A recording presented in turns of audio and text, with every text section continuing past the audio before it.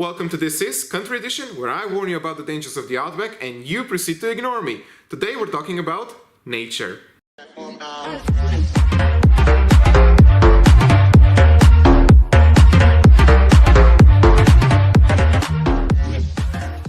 Since we're dealing with two vastly different regions, we're going to start with topography.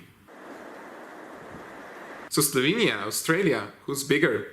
Australia covers an area of about 7.7 million square kilometers and contains deserts, highlands, endless stretches of the most beautiful beaches you can imagine, and modern cities. Of course, this list wouldn't be complete without mentioning the Australian outback, which is the country's most iconic feature and is usually where they keep the most dangerous wildlife. You know, like emus.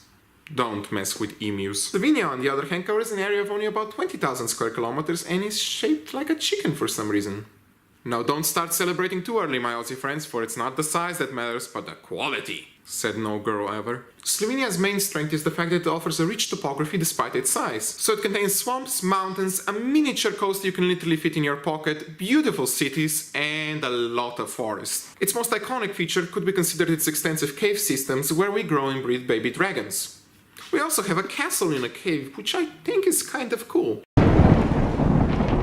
The weather goes from somewhat survivable down south to absolutely hellish the further north you go, with temperatures easily able to exceed 40 degrees Celsius. 40 degrees. Slavs melted those temperatures. I mean, I start boiling at 20. At 40, I'm likely to turn black after a few summers here. The weather in Slovenia, on the other hand, is quite heavenly compared to this, with a good differentiation between winter and summer. Although if you ask my girlfriend, she'd say it's either boiling hot or freaking freezing, so go figure, eh?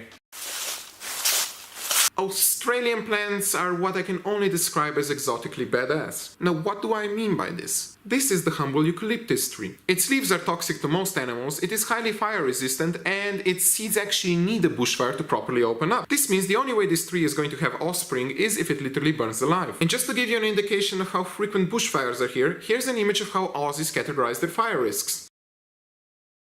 Yeah, Australia has no chill setting, it only goes from slightly burning to Armageddon. Still not convinced? When summer hits here in Perth, you can very often see bushfires burning in the distance. My first year while I was here, I was constantly freaking out, while the Aussies were simply happy to have a little shade provided by the smoke cover. On the other hand, Slovenia is one of those picture-perfect countries you can usually see on postcards. So pretty. The only real danger from Slovenian plants comes in the form of eating the wrong mushrooms. Get that dragon out of my kitchen. Wonder if that's how the dragon legend in Slovenia got started. Now we're getting into the fun part. Let's start with the smaller of the two contenders. Slovenia has a mix between Eastern, Western and Southern European wildlife. So on my end you can see many migratory birds, lynxes, wolves, mountain goats, boars, deer and many more animals aside. But if there is one animal that we have in abundance for such a small region, it is the humble brown bear, where we remain one of the few countries with a growing as opposed to a shrinking bear population. Not convinced? We had a bear wandering to our capital's main park. Freaking Yogi got lost. And far from being the only such instance, we have bears quite often visiting our cities. I mean, unless someone can't figure out the difference between a bear and a really hairy Russian tourist, that's kind of always a possibility. On the other hand, just to give you an indication of the Australian wildlife, I am currently making this video in a garage. In this garage there are about 57 animals that can probably kill me. I don't wanna die. Yes, from the humble redback, the Sydney funnel web to the golden orb, Australia is home to some quite unique spider species. And yes, while not all of them can kill you, some of them grow to such a spectacular size that I die out of fear from just seeing one. For instance, this is George. George is a huntsman spider that we keep in the corner of this garage because it eats bugs, mice, lizards and the occasional toddler that enters our property. Think of it as his rent. As if that wasn't enough, Australia is also home to a large variety of reptiles, centipedes and snakes. As for the more fuzzy creatures of Australia, no, not you, George.